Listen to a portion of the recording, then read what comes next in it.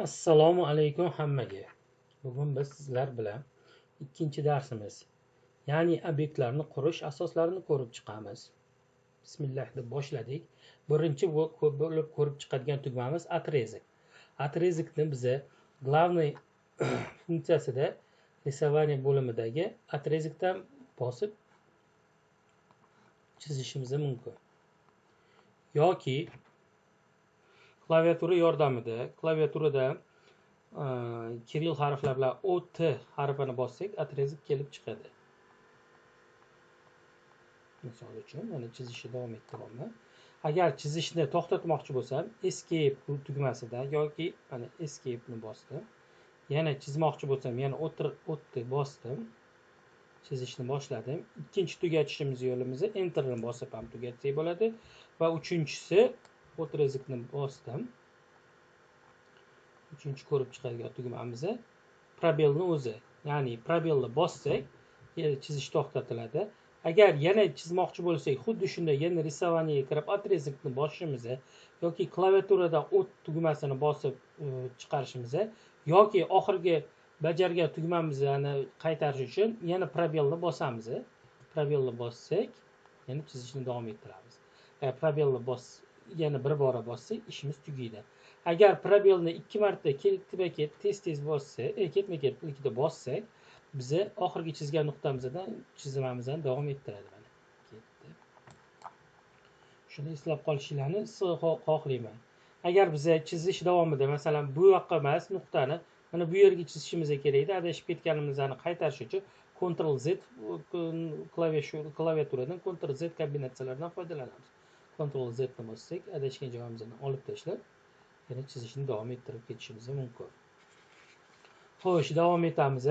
Ana endi ishchi hududda ichida harakatlanishni ko'rib chiqamiz. Ishchi hududda harakatlanish uchun biza mishkada mana hozir foydalanardim, hali aytmasimdan oldin. Mishkada scrolling tugmasini bossak, bizda ekranda kursor o'rniga qo'l paydo bo'ladi. Shu qo'l bilan biza chapga, o'ngga, tepaga yoki pastga harakatlanishimiz mumkin. Xo'sh, shuningdek biz obyektlarimizni kattalashtirish yoki kichiktirishimiz mumkin. Ko'rinishi ishchi hududimizni kattalashtirmoqchi bo'lsak, obyektimizni kichiktirib, chizmada scrolling o'sha mishkada scrollingni pastga aylantirsak, ishchi hududimiz kattalashadi, obyektlarimiz kichiklashadi. Xuddi shunday obyektni kattalashtirib, ishchi hududimizni kamaytirmoqchi bo'lsak, qayerga, masalan, chap tarafga kerakmi bizga? Mana chap tarafga bo'lsa, chap taraf kattalashadi. Yana orqaga qaytaramiz scrollingda, obyektimizga olib kelamiz. Obyektimizga kursorni qo'ysak, obyektimiz kattalashib boriladi. Biz shuningdek obyektlarimizni ishlash davomida, masalan, ketdik, kichiktirib qo'ydik, buyoqqa chapga masalan ozgina yurdik, o'ngga yurdik va obyektimizni yo'qotib qo'ydik. Obyektimizni qanday qaytarishimiz mumkin? Qidirib, masalan, igna xuddi aytiladi-ku, maqol bor, somon ichida igna qidirganday qidirmaslik uchun shu mishkada scrolling tugmasini, ya'ni roliklarni 2 marta tez bossak, obyektimiz o'rta holatga olib kelinadi. Mana 2 marta bosdim. Obyektimiz joyiga qaytdi.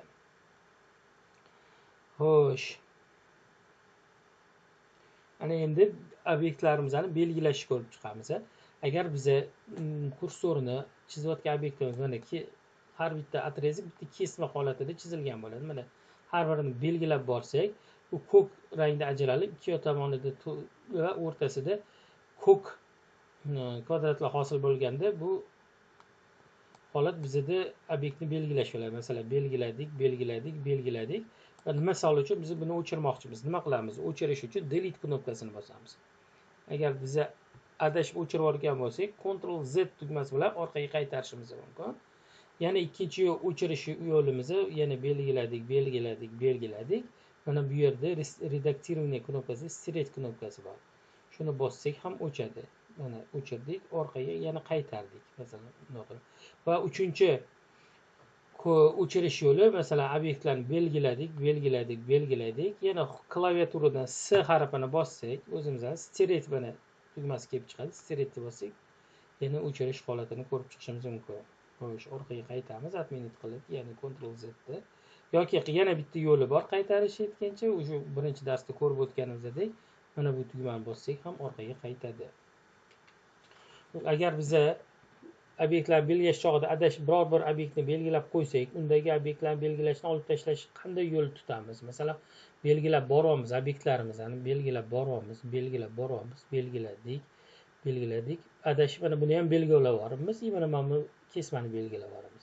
Orqaga qaytarish uchun escape ni bossak, butun boshli hamma belgilanganlarimiz o'chib ketadi. Yana boshqatdan belgilaymiz. Bosh belgi. Mana buni olib tashlamoqchi bo'lsak, shift knopkasini bosamiz. Shift knopkasini bosib, kursorni o'sha belgilagan joyga olib kelsak, kursorimizning tepasida minus belgisi paydo bo'lyapti. Bu degani minus belgilashni olib tashlash hisoblanadi. Mana bossak, olib tashlanadi. Escape bosib, boshqatdan qilmaslikning eng oson yo'li shu. Va endi ramkali belgilashni ko'rib chiqamiz. Ramkali belgilash bizda ikki xil turi bor. Birinchi turi bu yashil ramka, ko'k ramka bo'ladi. Misol uchun biror bir bo'sh yerga kursorni qo'yib, undan pastga yo tepaga qilsak, ko'k ramka hosil bo'ladi. Masalan, ko'k ramkaga kirgan obyektlarimiz, to'liq kirgan obyektlar qarang, ko'ryapsizlar, mana ajralib boryapti rangi. To'qarib to'liq kirmagan obyektlar rangi o'zgarmayapti. Mana shunda bosganimizda to'liq kirgan shu ko'k ramkaga kirgan to'liq obyektlar belgilanadi. Xoh chamaradi, bu tepadan pastdan qo'ysak, xuddi shu, farqi yo'q. Ana endi biza 10 mishkani 10 kursorni 10 tomonga qo'yib, 10 mishkani bosib qo'yib yuborib, masalan, chap tomonga bog'lab belgilashni xohlasak, pastda, mana pastga qarab xohlasak, tepa obyektlar to'liq kiradimi, yarim kiradimi, belgilanishi boshlaveradi. Eslab qolamiz. Ko'k ramka bu obyektga kirgan, to'liq qilgan obyektlar belgilanadi, qismanlari belgilanmaydi. Yashil obyektga kirgan xoh to'liq bo'ladimi, xoh yarim kirgan bo'ladimi, bu obyektlar hammasi belgilanib bo'ladi, eslab qolamiz. Xo'sh, davom etamiz. Endi ortogonal rejim, ya'ni o'rta rejimini ko'rib chiqamiz. O'rta rejimi bizga nimaga kerak? Misol uchun, yana otrezikni chaqirdik. Biza chizishni boshlamoqchimiz. Biza yo kvadrat yoki to'g'ri to'rtburchak chizmoqchimiz. To'g'ri bo'lmayapti, ko'rasizlar. Mana qiyshayib ketyapti. Xohlay amallab chizsam ham hech qanaqasiga to'g'ri chiza olmasam kerak. Shuni chizish uchun bizga ortogonal funksiyasi yordam beradi. Ortogonal funksiyasini ikki xil yo'l bilan yoqishimiz mumkin. Mana bu pastdagi qo'shimcha tugmalarda foydalanib, mana ortogonalni ограничение перемещения kursorini bossak, yonadi, yana bossak o'chadi. Yoki ikkinchi yo'li, eng oson yo'li, klaviaturadan F8 tugmasini bosamiz. Mana F8 bosib, yondi. Ana endi chiziqni yana chizmoqchiman. Yana o'trezikni chaqiraman. Mana ko'ryapsizlar, faqat endi tepaga, pastga yoki o'ngga, chapga to'g'ri yo'l bilan 90 gradus holatda mana o'zi bunaqa ham yozib o'rta deb mana chizdim. Ana to'g'ri to'rtburchak hosil bo'ldi. Xo'sh, endi yana bir kichkinagina shu darsga qo'shimcha qilib ketaman. Lekin hozir to'liq tushuntirmasam ham ozgina informatsiya berib ketaman. Bu bizani ma'lumotlarni dinamik kirgizish, dinamический ввод degan tugmamiz bor. Ortogonalni o'chirib, masalan, dinamический вводni yoqish uchun mana bu tugmani bossak, yonadi, o'chadi. Yoki osonroq yo'li klaviaturada F12 tugmasi bilan bosamiz. Mana ko'rdinglar, yondi. Bu nimaga kerak? Otrezik masalan yozganda har gal bunaqada menyular ma'lumotnomasida emas, kursor oldida yozuv paydo bo'ladi. Mana otrezik ko'rdinglar, kursor oldida paydo bo'ldi, chizishim osonlashadi. Yana boya aytib ketish esimdan chiqib qoldi. Masalan, otrezikni chaqirgandan keyin ortogonalni har gal bosmaslik uchun shift yordamidan ham yoqishimiz mumkin. Masalan, chizishni boshladik. Biz ortogonal yoqib emas, mana chizish boshlaganda shift tugmasini bosib tursam, mana yana to'liq qo'yib yuborsam, yana xohlagan joyga ketadi. Shuning bilan bugungi darsimiz tamom. Ko'rganingiz uchun rahmat. Ko'rishguncha xayr hammaga.